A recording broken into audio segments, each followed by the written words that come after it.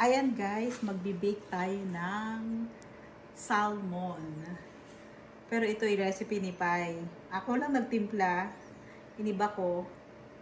So lalagyan natin siya ng Dijon, mustard, mayo. Ito magkakahalo na salt, pepper, garlic. Dinagdagan ko lang ng onion powder.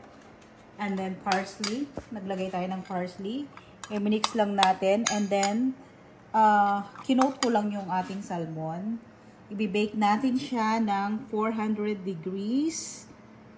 Ano ba sa atin? Fahrenheit ba yung atin? Fahrenheit for 20 minutes. Tignan natin kung ano. Ayan, ready na siya. Nakoat ko na siya. Pinreheat na rin natin yung oven. So, tignan natin kung anong Okay, see you guys later. Na guys, naka 400 degrees na yung oven natin. Nilagay ko na. Pasensya na kayo, medyo madumi yung aming oven ngayon.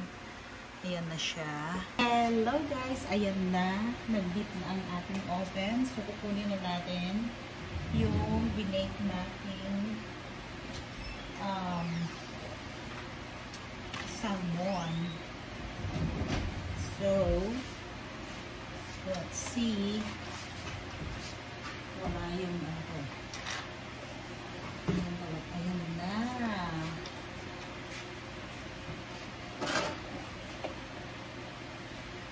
Ha? Ayan na guys, itsura niya.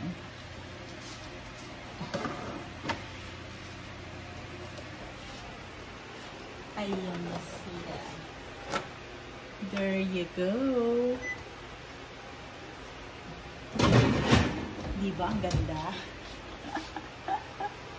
Titikman natin yan later. Thank you guys for watching.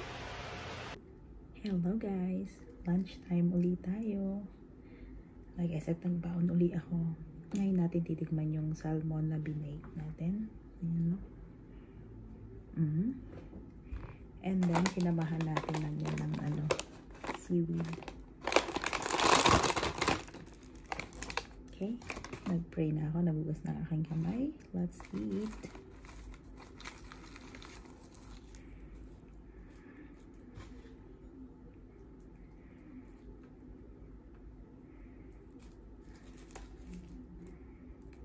Tikman natin.